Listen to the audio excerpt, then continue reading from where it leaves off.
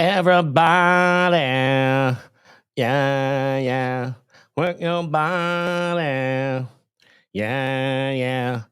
Ladies and gentlemen, welcome to RipCast. Hey, thanks to my guest who brought so much controversy and heat and discourse to the program that we had no choice. We had to sign him up. So, welcome to the RipCast team, Corndiff. What's up, buddy? Hello, Tony. How are you?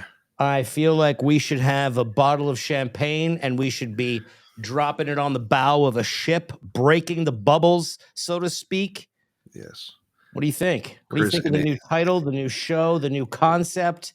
It's amazing. I'm looking at the new logo, or the thumbnail for this. It looks great. RipCast. I think our new saying is "You ain't even ready."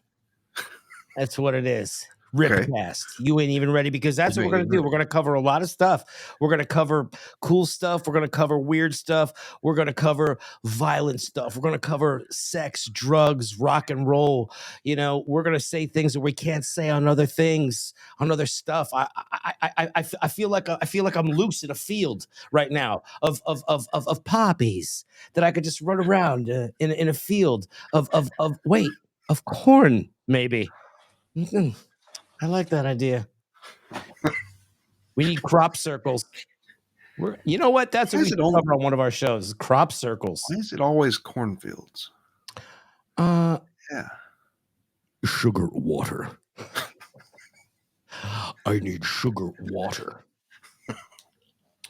So, whoa! Oh, goodness! Look, you know, I don't usually say stuff like that on my shows, but you know, that's a word that, you know, I'm not someone who drops the N-bombs. I don't like to get into that stuff, but I will say, as someone who is an older guy, I wanted to cover this word and just say that back in the day, it has nothing to do with anybody's preferences. All I'm saying about the word is that when I was a kid, we didn't use the word. We just didn't have it. It wasn't in the nomenclature. It wasn't in the vernacular, if you will. Do you like the big words I'm using? I'm learning. I'm writing them all down. Okay, yeah. Cool. That one's. I should get a quarter in the jar for that last one.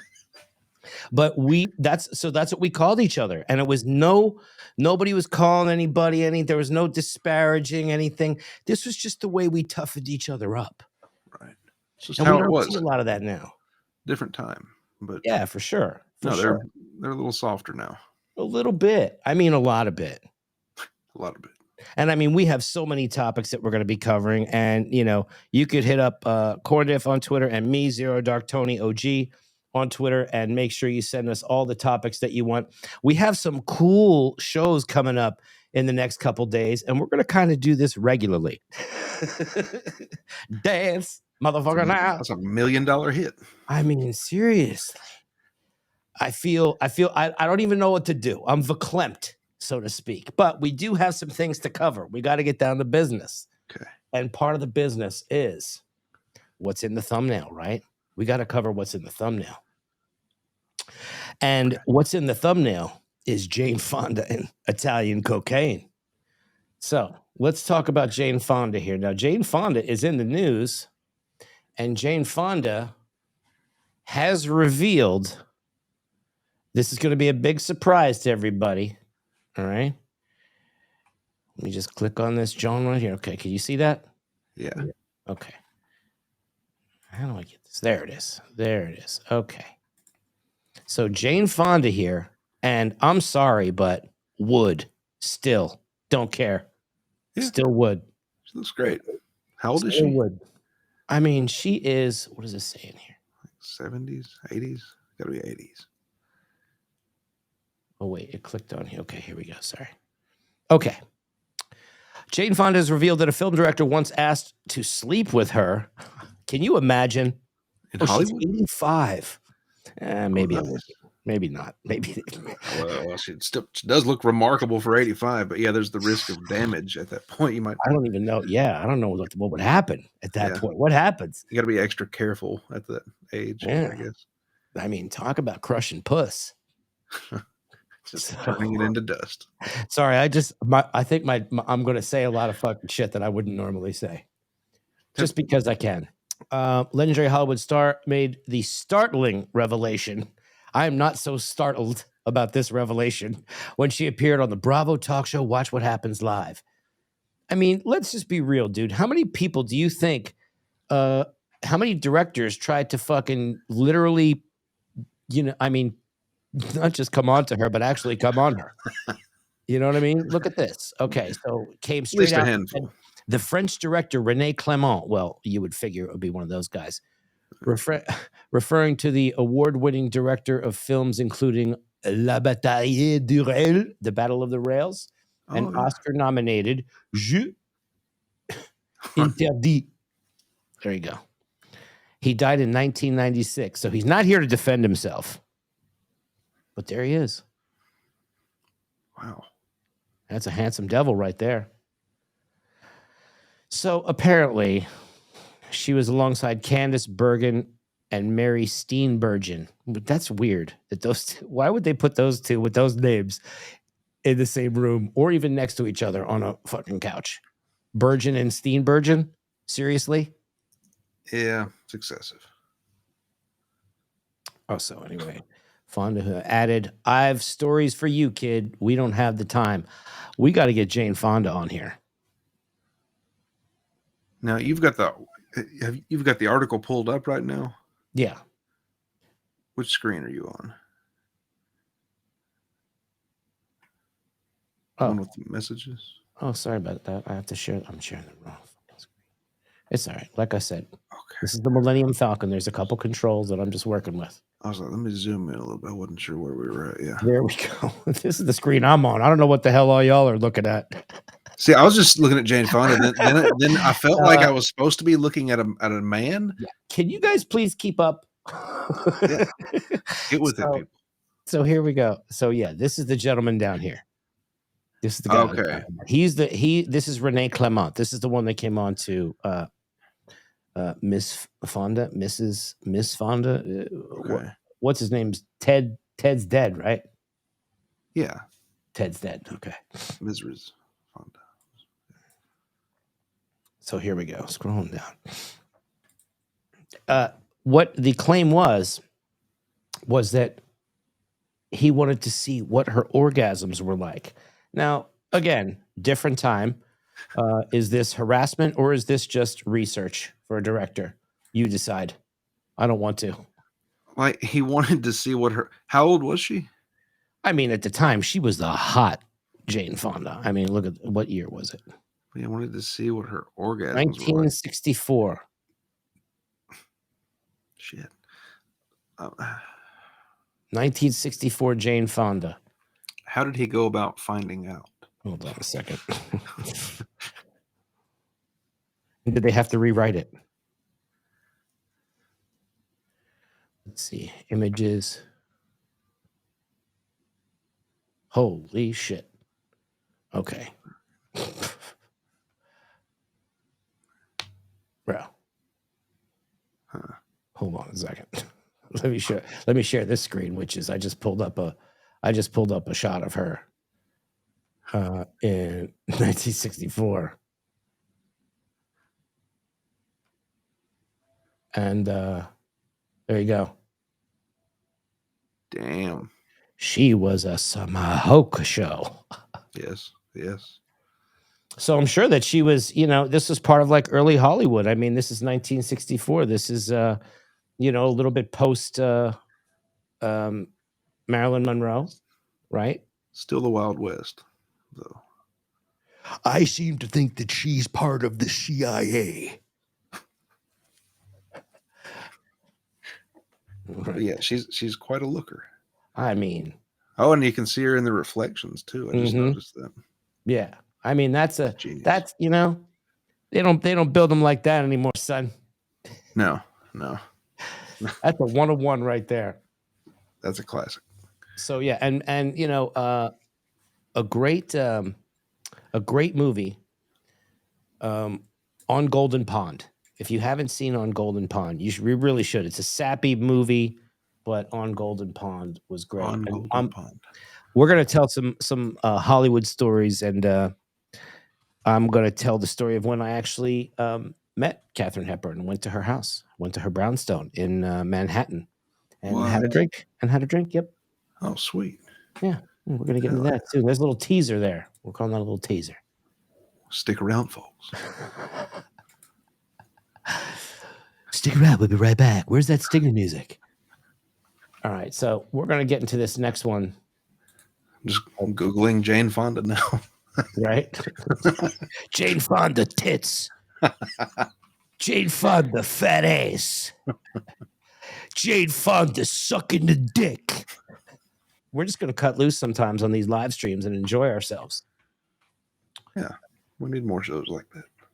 All right, so we're gonna get into this one really quick here in a second. And then we're going to start to get into some of the some of the other stuff that we talk about, some other sites.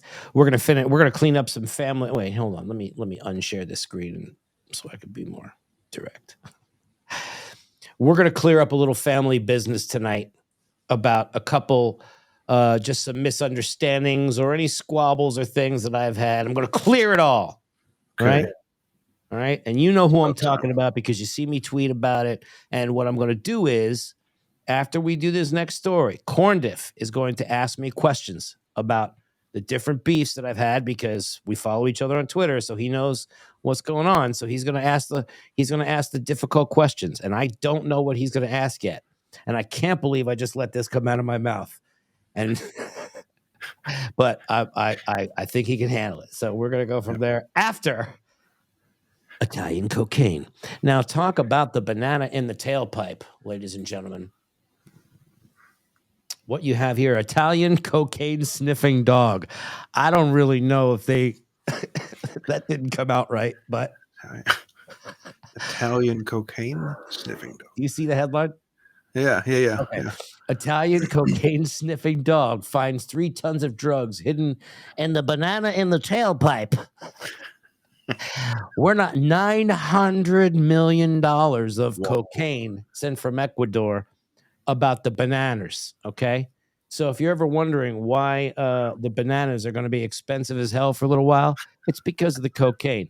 Also, if you are at a supermarket, double check your bananas because it's going to be the shit that's not cut. So they didn't step on it yet. So you get that lucky banana. That's like the fucking Willy Wonka golden ticket right there. You take that shit and you run. You could step on that 10 times and still have something better than you can get wherever. It'd have to be better. Yeah. I mean, it would, right? This is coming right from Ecuador. This is the viewers it gets. It doesn't get no better. You could still smell that gas on that motherfucker.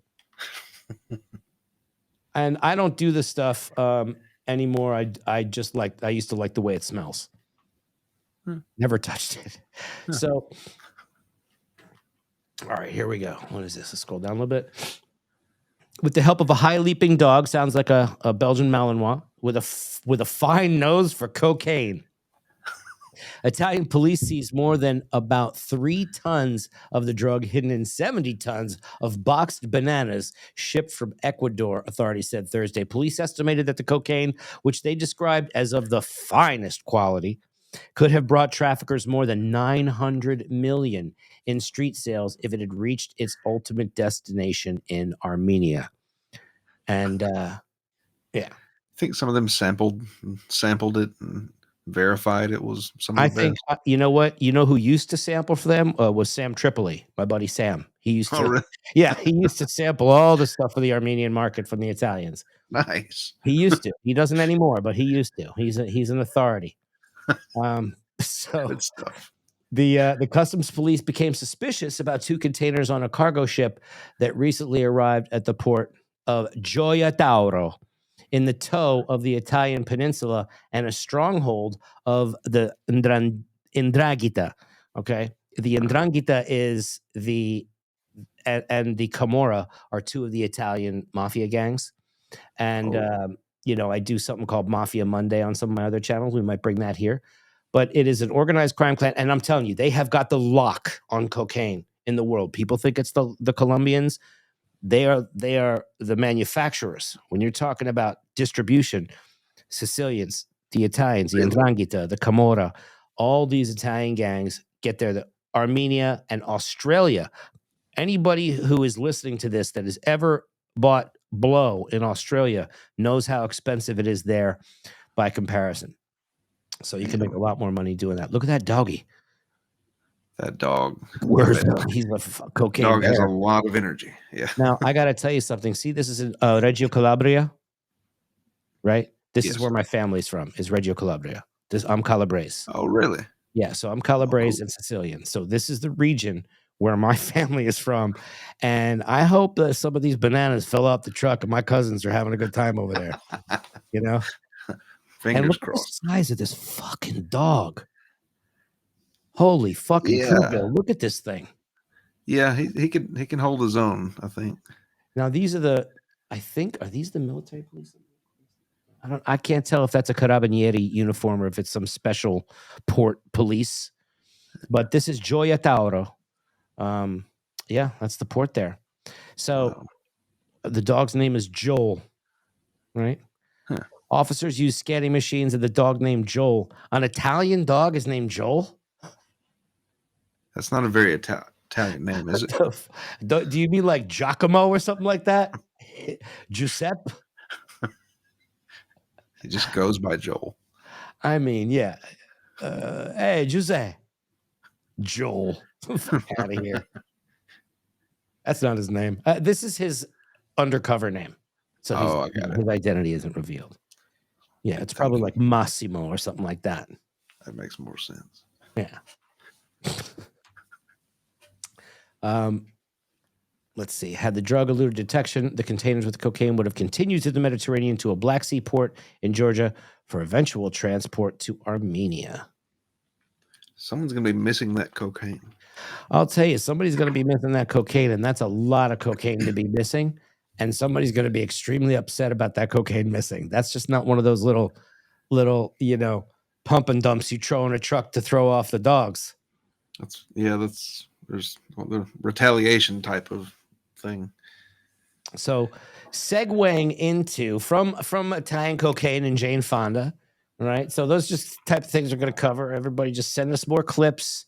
We're going to get this thing a little more organized. It's just the show idea and everything just kind of popped into my head today. And I just threw it down and said, look, fuck it. RipCast. Here we are. So, all right. There's beefs on the internet and they're stupid. They're juvenile. They're ridiculous, but they are oh so much fun. On the internet, there's people that don't get along. Well, the interwebs where the people surf for the things.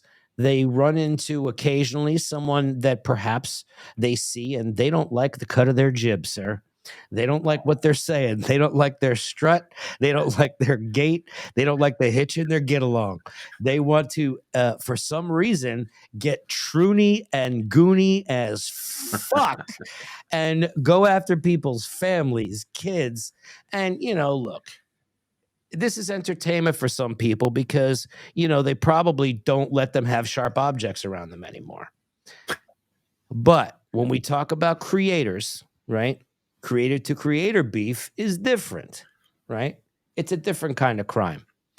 And I have had some with, all the way back to the Eliza thing. I've had a couple. So what I'm going to do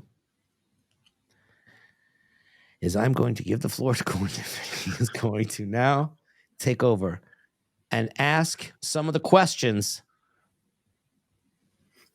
that need to be answered. Okay. Let's go. These are beef-related questions you're expecting, right? That's right, because that's what I have prepared. And I think the Eliza Blue thing is where I first saw you popping up, and that was pretty crazy. That whole thing but no beef there. So let's say Well, I would say during that time the I did have a couple spats because I just felt sort of like a little ganged up on, and I felt that Chrissy Mayer, even though I have no problem with her personally, I felt that she misrepresented some of the guests during that part, and I felt that Brittany did too. Brittany Venti, and the whole thing I was trying to find out was I'm sitting there working on a story, trying to find out from some of these people about their coffee and things like that. We were talking about the coffee, and then the quartering and Adam Krigler just decided to sort of like fuck me off, right? Oh, And we can't talk about the thing that I talked about the interview, about the company. okay. So that we can't talk about, but anything else, what I mentioned to off the air. Okay, I've already forgotten. The founder guy, yeah. Okay. Anyway. Oh yeah, no, I got it. Okay, yeah, we're good. All right, moving on, because that's going to be a big surprise. Moving on then. And yes. And yeah, so that was the only thing. I have nothing personal, and Farron Balanced, who I got in a disagreement with, and Mersh had covered some stuff.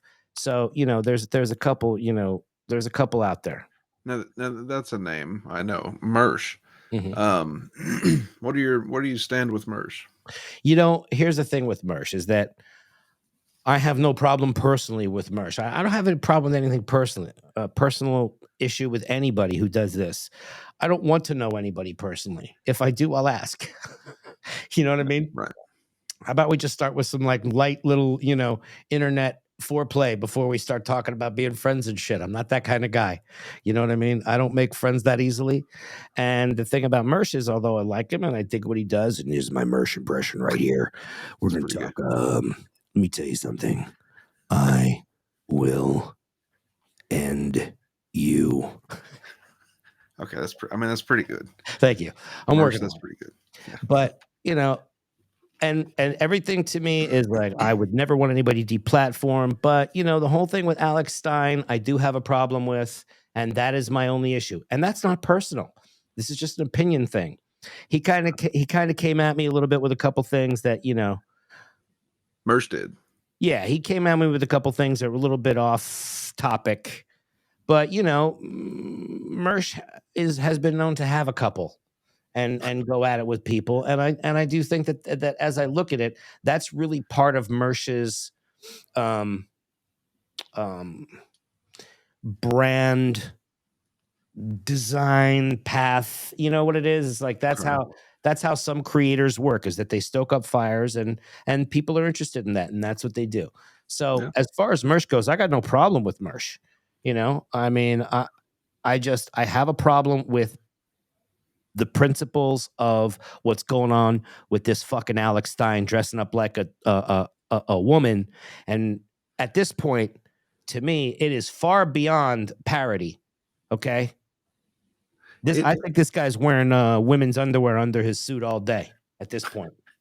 Well, let me say first, I also have no problem with Mersh. I enjoy Nightwave. It's a great show. Yeah. And he has spoken very highly of you. And he's been great one of his drops. Like I said, I have no problem with him. Yeah. Look, I'm Italian, part Sicilian, a little bit Moroccan. I got a bad attitude, and I have PTSD, and I have a lot of things that I don't like fucking loud noises and sudden moves or being looked directly in the eye. And that's all there is to it. Nothing wrong with that. I'm cool. Nothing wrong with that. Guy. I'm pretty chill. Yeah. So you mentioned Alex Stein. What's he? Where do you stand with Alex Stein? Well, Alex Stein has been running around, and he went on some shows, and Brittany Venti again was there in a situation where she could call something out, and these people back off because of the fucking clicks. Like you've got your Chrissy Mayers, and they have someone like Alex Stein, and they bring some heat, and I understand that. I get it. Like it's part of the YouTube game. I'm not naive to it. I've been here for a little fucking while, and I'm pretty observant. Yeah. But what I notice is that when you call them out on it, I think if they just answered, and sometimes they do, and I had private conversations with Frank, and Chrissy, actually, I want to say in her defense, even though she handled some of the things pretty shitty about my accident, Chrissy Mayer was very nice. And she said, and I didn't see one of her messages, And I wish I had seen it earlier, but that's the way that one goes. But she was very nice about my accident and very cordial. So personally, I have no problem with her. She knows Sam. You know, she's doing a great job with what she is doing. But if you call it out, you know, and you know the person that's calling it out, you know, talk about it, bring it out. It's interesting. It creates, you know, some back and forth. And it's really, you know, a little bit of back and forth with me is kind of like, how long can you watch a panel of 6 fucking porn stars? Well, Or you know what I mean? Like, yeah.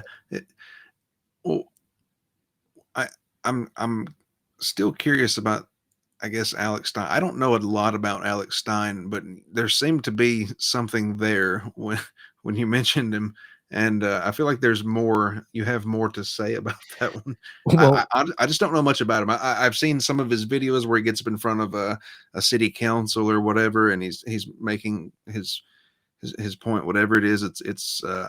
My impression is that he's trying to make a mockery of the system. mhm. And that's my best take on it, I guess. Absolutely. He goes out and he is a self-admitted professional troll. He goes out and he goes to different events, different council meetings, things like that. And he's done some really cool shit going in there and bringing it right to speaking to power, going to the city council meetings. I'm not taking away from any of that stuff. Okay. But when you take all that work and try and push things a certain way, and then you go and you jump into a lake with a bunch of kids in a woman's bathing suit, that's completely the polar fucking opposite of what I'm about. And that's for kids to be exploited in any way. And I feel as if my personal opinion is that was a little bit exploitive, and I can't fucking stand that. It's the one thing that just sets me off. I hate it. I haven't seen that one, so I've seen still images of it. I think where he's playing in what looks like a public lake or stream or something. Yeah, I And posted some of those, and his nuts are a little too close to a little girl. what was his purpose for that day? What was He was trying to be ironic and mock the drag people, which okay. I don't think mocking the drag people is to dress up in drag and let yourself be seen like that. That's not the way I think it's done. And a lot of people aren't calling it out because of all of his publicity, and he's on Glenn Beck and he's on the fucking Blaze and all this shit, you know? They're just treating it like it's just another wacky thing he's doing or something. Right. Oh, he's so zany. Right. Well, Yeah. you know what? Like I said, all the other stuff he's done, a lot of it really effective, really opened a lot of people's eyes and brought people's attention to some issues with some parody. Okay. Right. This one went a little too far, in my opinion. And I'm a big respect guy. You know, I grew up old school Italian family. I'm big about respect. And if I don't feel respected, I'm not feeling you. And I never lead with disrespect. Ever. Right. No, it's no way to be. So he was wearing, and I saw this, and I think he was wearing this one piece. Fishnets. His fishnets. Yeah, there's one of my posts. He's wearing fishnets or something. Oh, that's cute. Well, drag it. Sorry, that's all right. So can I play devil's advocate or yes, play I love that. All right, I'm gonna do my best attempt at it. Okay. He was wearing a one piece, so how is that much worse than if there was a guy wearing a Speedo on the beach? He was just too close to the kid. Okay. And I haven't. It's not, you know, if you want to dress up in women's clothes and try and parody something and think that wouldn't be my way to do it. Right. Right. Yeah. And I don't think that's the way to if you want to have a certain thing go on, you know, certain imagery can be very confusing to people, and a lot of opposing press to what he's trying to do will take those images and twist them the fuck up and make them and make it look real bad. So he's putting himself in a position publicity wise that I think is also a mistake, because it kind of it chips away at what he has done that's positive, and that's just my opinion. Yeah, it definitely has a different feel from the stuff where he's on like a college campus. Right. So I He mean, has put himself directly in harm's way. But there are some other things. Look, is he a failed actor? Yes. Did he lose $70,000 fucking dollars gambling in one shot? Yes. Is his grandmother one of the first school shooters? His grandmother Betty? Yes. Was there a property that they owned where there was a fire from a meth lab that someone somehow passed away? Yes. what? Did he work on Cheaters in the van as a production assistant? Yes. And was he on a ton of reality shows to try and get his name out there and be on television? Yes. So Yes. now he's got a lot of that stuff, and we all have a past. But if you're going to put yourself in that position, you got to talk about some of these things sometimes. And my heart goes out to him, and my condolences to him and his family about his mother passing away. I really feel for him. I could not imagine being in that position. However, I'm not someone who would have posted a picture of my mother on Twitter. And I think that was fucked up. And Like, God rest her soul. A picture of her in what? Dead. Like, a picture of her after dead. Like, deceased? Yes. On Twitter. Was it like a casket type thing? No, bro. Like seconds after she stopped. Yeah.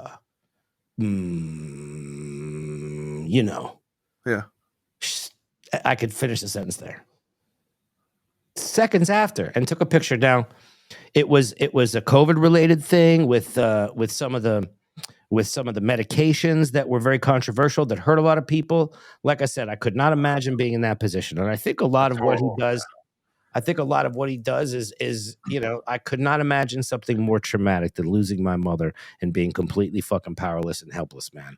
My fucking heart breaks for this kid that this happened to him. I would not wish that on my worst fucking enemy. But he's not my enemy. Okay? Because essentially we're on the same side. I just don't want to have anyone on my side that's dressed in fucking fishnets as a man. That's all. It's pretty simple.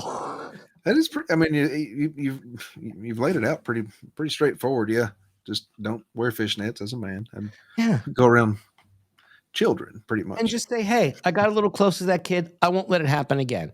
And since then, he has dressed in drag, and he has not been anywhere near little kids. So how long ago was this? The actual event where he went into was like August of last year, I believe, in Austin. It was a lake in Austin. Okay. Fairly recent.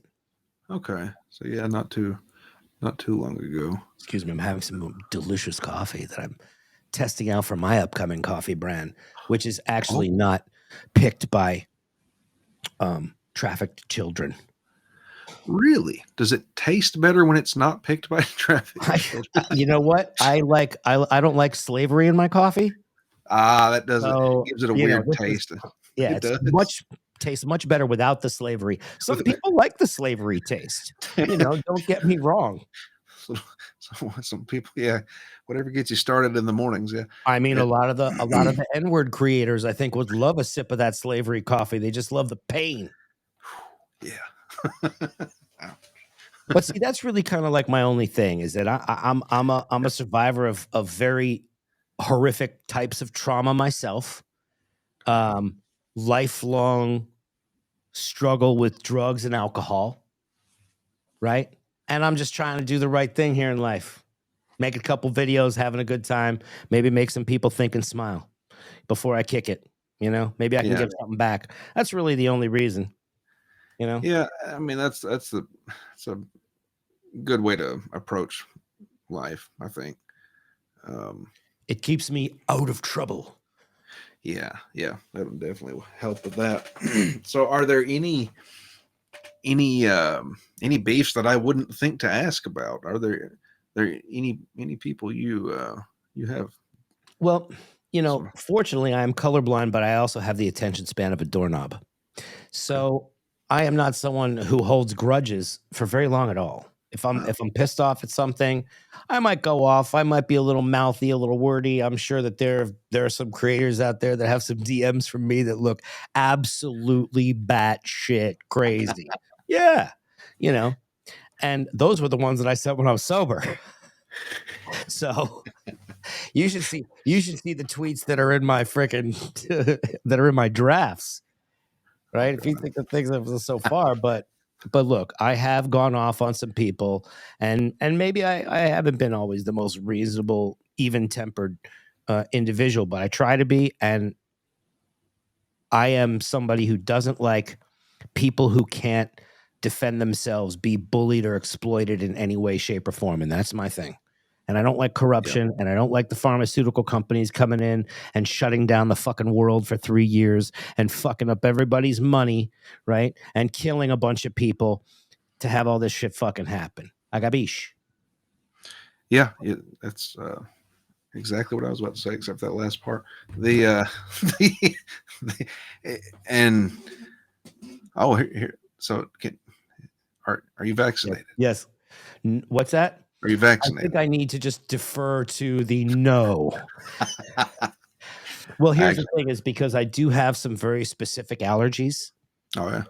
That have been medically tracked since I was a little kid, you know, and they're pretty basic ones, but I am at very high risk for allergic reactions, and I've had them before, so you know, I'm a hard pass on those. Yeah, it seems like if you've made it this long, you should be okay, right? Yeah, I mean, there's some freaking after hours clubs that I've gone to that if I survive there, shit. Actually, from drinking out of those fucking. I was kind of pressured by my company to take it because they were wanting everyone to. They were essentially pushing us to get our vaccination. So I got that first one, but after that, no, I haven't. Well, actually, I got the first one, and then I got COVID that next week. And then you're like, "What the fuck?" Yeah, yes, really. Yeah, I didn't. It sucked ass. But, well, you know, I also think that with that, my opinion is that there are a lot of placebo ones that went out, you know, in different areas and different test things, and I think it was just a much larger test pattern that needed to be established for this this crime against humanity, essentially. Yeah. And if some people don't start going to fucking jail soon, you know, we should just do like they do in France and just everybody goes out in the street. They're losing their shit over there right now, aren't they? I love it. Yeah, I haven't really been following it, but I've seen some pictures here and there.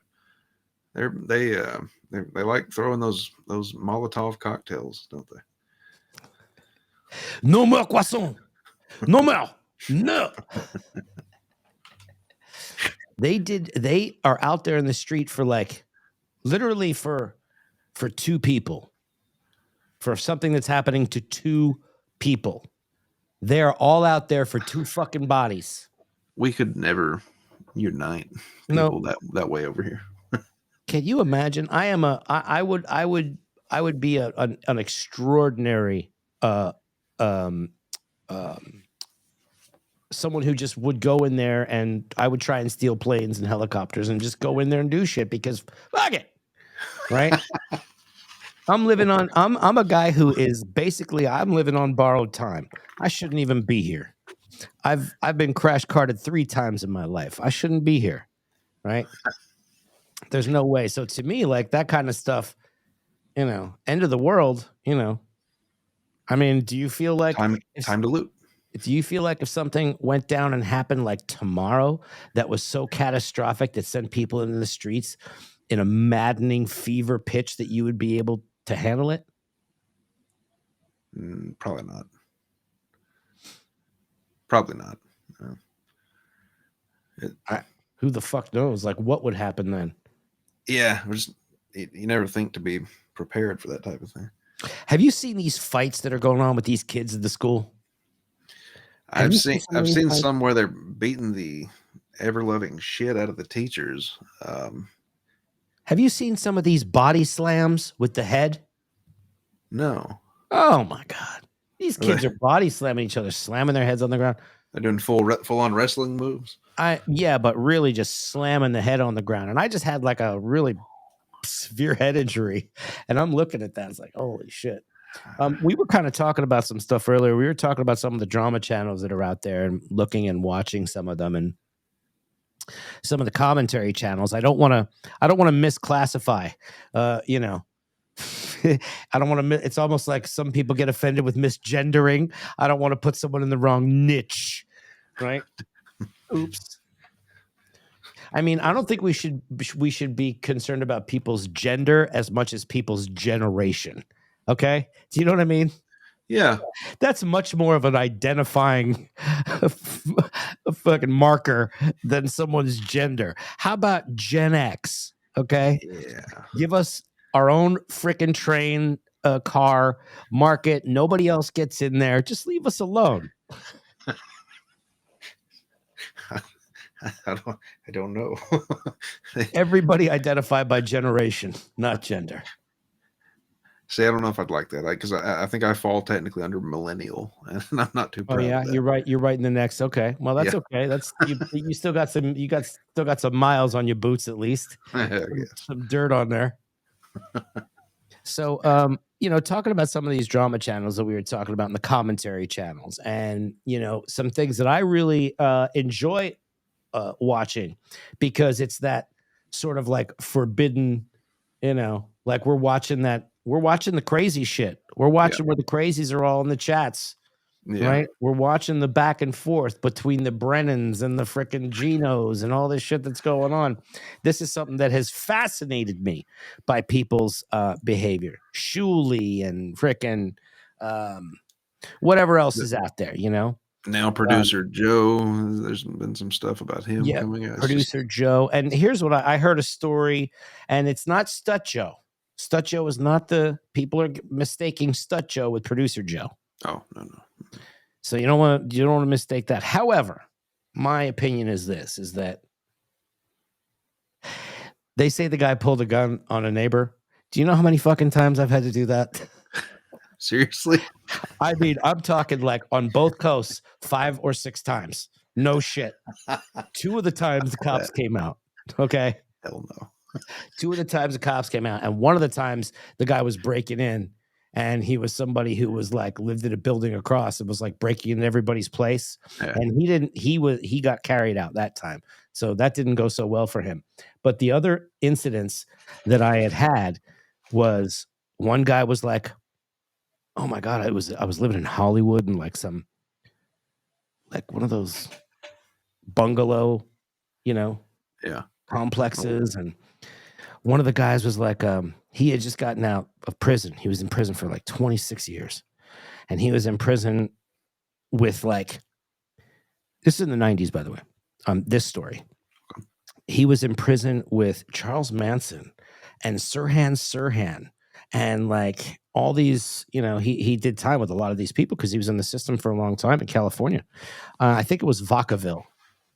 I think that was I'm not really Corcoran or Vacaville, but there were some prisons that those guys were in, and he had all these stories about. But one day he started smoking that meth again. Uh-oh. And he started trying to get into people's places and shit. So we had to make sure he didn't come in and, you know, disturb the plants. I've never had to pull a gun on anyone. Yeah. Well, you're lucky. Well, I mean, I'm a corn, I guess. I don't know how I would, but you don't gotta worry about it. It's never happened though. You just gotta stay chill out in the field there, and all you gotta worry about is crop circles. I mean, honestly. Yeah, those are a problem here, but we get by.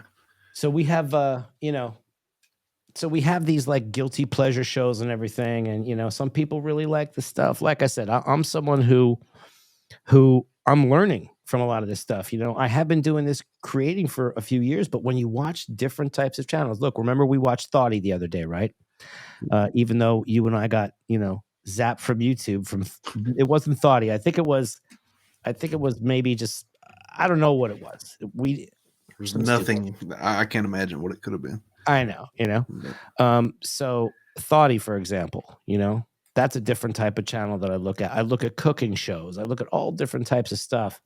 and learning different things that I like. And I have another, thing that you'll come on, Podcast Nightmares, that I'm doing also, which, we're going to go and sort of like talk about podcasts and how we can help them and have them on as guests and, try and do something positive. Oh. But also with positive stuff comes a lot of negative shit, but that really does get the conversation going. And we love that shit. So we have people, no problem it's like a feeding frenzy when the chatters can smell blood. We love blood in water. Yes. Let me see what's going on here with this thing this evening. Just gonna check on something over here. And Kevin's putting strikes on Chad lately. It's just the whole thing that happens with that is, see, for me, it's like not a good look. But here's the point, though, dude, is that they really are breaking terms of service and community guidelines. I mean, by doing the stream sniping. It's not just the stream sniping. They're doing stream snipe. It's the stream sniping, and they say snipe streaming. I'm like, you fucking idiot. Snipe streaming. You fucking dummies. They're streaming snipes. Yeah. Stop. It's snipe streaming, stream sniping. Like, just get it right. All right. So anyway, doing that, if it's malicious, and they've done it in a malicious way, that's against the TOS. If you're, I mean, and I was watching some of Chad's show the other day, and it said, yeah, he is right. The suicide things, you can't say some of that stuff, but these guys get heated, and I watched some of Gino's thing, and he is just daring. He is just daring them to take away his channel. I'm amazed he's had it this long. I can't believe it's still here.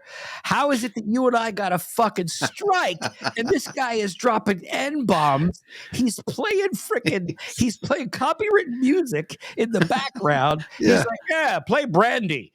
Yeah, I thought for sure that would be a strike of some sort. Yeah. What does he say? Siri or Google? Which one is he on? Siri? Google. He does Google. Play Tupac Shakur. Like, play California Love. He's like dropping like copywritten songs in his stream, and he's like, he's like the Teflon. He's like the Teflon Don over there. I don't know. Yeah, he's doing something. He's figured something out.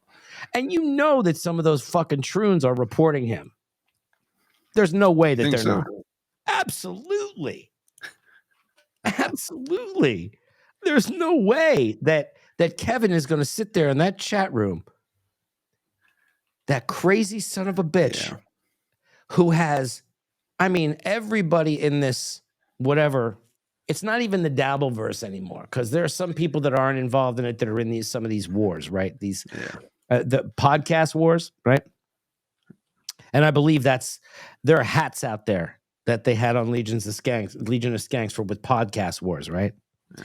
But I have never seen a more miserable fucking group than some of these comics, man. They are like the most miserable fucking people. Kevin Brennan's got. I don't know if he's ever happy. I would put him at one of the most miserable. I cannot actually listen to him for too long, because it really just starts to like, it doesn't just chap my ass. It starts to penetrate my peace. Now, what about if what about if he's solo though? Because I find that he's a little bit. I've seen him solo, and I'm like, that's so much better. He gets so hopped up and it's almost easy like to listen to. It's when he's got someone there and he's playing off of him, it's like he can't help but when he starts yelling, that's when he loses me. Well, they talk about the exact same thing day after day after day. And have you ever been like to the back of a Costco where they have the safety thing? Like, we haven't had an accident in like 240 days. Like, they should have some kind of thing of how many days this has been mentioned, And I find Patrick Melton to be very intelligent, and some of his references, that he's a little bit of an older guy, like we are. Yeah. And what makes him funny is the references that he uses. I have heard him from the Love Boat to fucking to Silver Spoons. He is referencing shit. And that to me is the funny part. That's where the That's where the laughs come into me. Is where you could pull your references from to make something funny. God, there was one reference that he had this morning that was about. It was an Office reference about Woof, the social media thing. And he was like, yeah, that one did that for 2 people. But I was laughing my ass off. It's just such a specific and odd reference that he pulled out just out of nowhere, it seemed. And some of the song choices that he makes and the parodies and stuff, you could just tell, you could tell he's a little bit of an older cat. Yeah. And he's another dude that goes for like hours, right? Oh yeah. And Mersh can't stand him. Oh, they don't. He can't stand him. I didn't know that. Well, I heard him say, specifically, Mersh say, Patrick Melton is a faggot. You know what I mean? Oh. He has literally said that before. I don't think he is. And quite frankly, from what I understand, Patrick Melton is like 6'5" and over 250 pounds. He is a big boy. As much as I am, I find myself to be a skilled defender of myself with my, if I could put up my dukes, fisticuffs, the rest of them. But he is somebody that is just like pack a lunch, because all these guys that talk shit about him. Like I heard KC and he was covering KC. That's insane. The KC stuff that Patrick's been doing lately has been. I can't stop watching it. I can't stop watching it. I feel bad for Casey sometimes, though. Well, you know what? Here's the thing: is that lawyer Vince is he is a trained attorney. Okay, he's an attorney. He knows how to cross-examine people. Now, I don't know if he's someone who's done a lot of courtroom work or not, but I'm sure he's had to do depositions of people and do cross-examinations and questioning. I don't know if he's a open court type trial lawyer or not, but I also look at him and he's so knowledgeable. And he knows how to get these kind of channels like look at what happened to Casey's channel. Just Patrick starting to talk about him has gotten him so many more views. And if you step into that arena, which Casey fucking has voluntarily, right? Then you're going to have to sort of deal with some of that flack. I don't know if I'm stepping into the arena just by talking about it. I don't want to. I don't want to. Stay away from it. But, like I said, I do want a good view of the guillotine. I want to be right up close. I'm not someone who does well in the nosebleed seats. No. Front row seats. Right. So that's the way to go. The thing with Ray DeVito. Yeah. Oh my God. He's been catching a lot of heat lately. I don't know if he's good or bad. You know what I mean? When I look at it, I'm like, okay, well, they have numbers for this, so they're making some money. But I mean, what about their bookings? And what about if people start to see these doxings and shit that they're doing to people? Like, that can't be good. No. The way they're doing it, it doesn't seem right. Some of it. And just this last event, anytime you try and put something on like that, people are going to criticize it. You know what I mean? Pottstown. Yeah. People are just they were people had a good time. Yeah, they were criticizing it for weeks leading up to it and throughout the whole event. And what's so funny about Ray is that he can say just a couple of little words, and Stutcho's the one paying attention to Ray, okay? Because Stutcho off camera, and I like Stutcho. Stutcho off camera will say, he'll go back. Whoa. Wait a minute. What do you mean by that? What do you mean it was in your trunk? Like what? Like he'll take something specific and he knows just how to get him going. And that is the comedy of these shows. It's the true, real, actual response. This is our voyeuristic nature, right? Yeah. And you can't stop watching it once you get a glimpse of it. It's like turning away from a car crash. The best of car crashes. Yeah. So yeah, man. I mean, and these shows serve their purpose because, look, I don't like to get into people's personal shit. I can't say that I, would condone any of that stuff, but I certainly can't stop it if people are going to do it. No, and I mean, I've been doxxed to the point before where people have called my mother and my sister and told them that I was gonna, kill myself. So, please. That's pretty sick.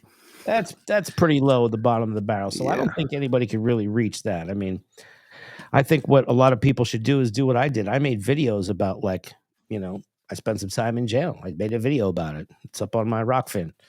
People go watch it for free. Just kind of like once you own it, no one can use it against you type of thing, or well, I think that in the long run, and any problems or issues that I've had legally in the past have had been a direct result of drugs and alcohol.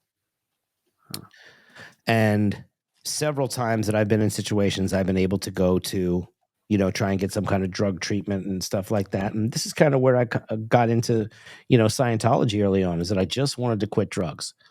So that really has been most of my problem, has been the drugs and the alcohol, and getting myself into situations where I am no longer in control and not making good decisions. And I am allergic, so I am breaking out in handcuffs.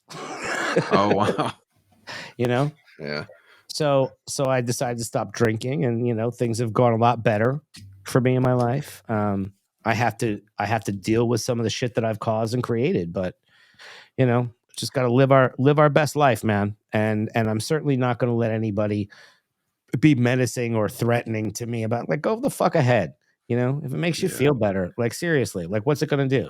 Is it going to hurt me physically? And that's what the thing about Casey is that it's not going to hurt him. The threat. I'm glad you brought it back to that. I forgot, because it's just silly. It's the silliest shit. when Casey, yeah, he's still a big guy, but it's like he's trying to physically threaten an internet guy, and it's like it feels like the rules have changed from what, and I don't know. That's the thing. I like Casey. Yeah, me too.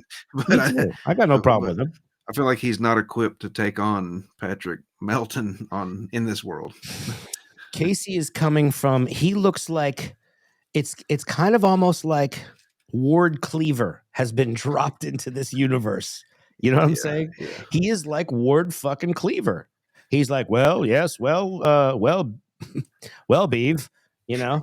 Like, he's just got this, veneer, and then he comes out with this thing where he was with a trans man, woman. I don't even know what it is at that point, but and then I've just heard a little bit about that recently. I actually didn't know about that at the time I did my my interview with him. I'd have brought that up with. Hey, I was in Europe. I got fooled by a trans once, and I started making out, and I felt the stubble, and I stopped. I mean, what am I going to do?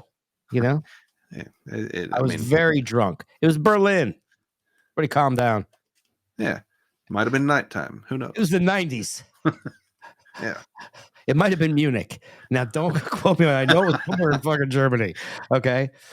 But, and it was like, it was in Germany. It was this, an Asian, same as KC, Asian, But then when I went to Thailand years later, I was like, no, not this time. I learned from the stubble in Germany. You're not tricking me over here. You just graze their cheek gently at first. that's your when you first go move. And give them that 2 kisses, the 2 European kisses. Yeah. Just brush up. If it can sand a 2x4, just move on. Let me give you the credit card test, honey. Come over here with a good, like, Schick back in the old days at Gillette. Okay, I love a good Schick blade. But the whole thing going on around the world, I don't care who people want to be, but I think with the old school gay people that I know, they're not happy with this whole thing because it kind of blew up their spot. You know what I mean? How so? In a sense that there were like a lot of clubs that were sort of low key, and I'm near West Hollywood. There's drag clubs up and down Santa Monica Boulevard, but they're for adults. you know? Right. So I think a lot of the old school gay people that I know, and you can follow a guy named Storm Robinson on Twitter. He's someone who covers a lot of that stuff around here, the LGBT community. There's a lot of protests around here, and he does cover them. They actually trapped him one time. He's a gay man, and the trans protesters like trapped him near the like they wouldn't let him walk away. You know, they just held him there. Yeah, they put their umbrellas open and like made like a cell around him. Jesus. You know, and he's a big kid. I wouldn't want Storm to snap on me, man. No. But you know, it's this that's happening in our world, and it's because it's force. You cannot force thought. You cannot force ideals. No, we just gotta judge them less when people's don't align with our own, I guess. So, you know, a lot of these things that we have are like, you know, you can go into the donut shop, but you can't eat all the donuts because it's not good for you. That's what they say. Well, I'm in a donut shop very regularly. Several of them. There's like 3 or 4 around here. I have been able to slim down, but donuts, I can't put them down, man. I can't quit you, baby. Voodoo donuts. So, you know, tomorrow's show, buddy, we're going to do a little something tomorrow. We got something exciting. We got an exciting guest. We got Blind Mike coming on tomorrow. That's incredible. Isn't that going to be fun? I've never met him before, but I've seen him before. And he seems like a great dude. We are going to cover some of his videos. And just like what we did with you, we are going to bring him in and we are going to keep with the serial theme that we did with you. But a lot of what I want to do with our guests is have these different types of themes. And we discussed a little secret that we have for him earlier. And we're going to throw him just a little bit of a curveball, but it is a serial theme. So, Blind Mike, we are going to be checking out serial killers. Okay, with Blind Mike, because that he does cover some of that true crime stuff. And we're also going to do a reaction with Blind Mike to one of his videos about Richard Ojeda. Oh. Yes. The Major. The Army Major. Here, okay. I'm going to do my Stuttering John impression, all right? All right. Hold on. This is Stuttering John on MCSC after about 16 beers. So halfway through the show. It's about 5 minutes in. Yep, okay.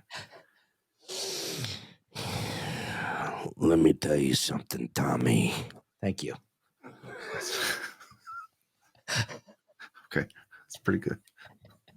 When Howard came down there, Tommy, he got real serious. He got so ripped.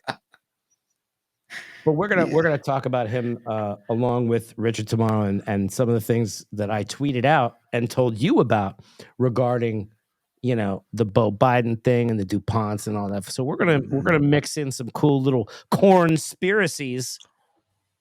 Thank you. See what I did there? Nice. I see. That's right. That's good. So make sure everybody keeps their ears open. Did it again. 2 for 2. You see what I did there? And we're going to come up with a cool little intro and an outro for the show. We don't have one for right now, but Corndiff, any plugs? Just if anyone wants to follow me on YouTube at Corndiff, that would be much appreciated. Trying to reach that 1,000 subscribers. Let's get them subs up. Let's get this corn some money and monetized. You can find me Zero Dark Tony anywhere. If you want to donate to the program, you could do that here. Oh wait, did I run the? Here, let me run the thing that We're so glad you came out and joined us this evening. On behalf of Corndiff, me, RipCast, and myself, Tony D, we'll see you on the next one. You ain't even ready.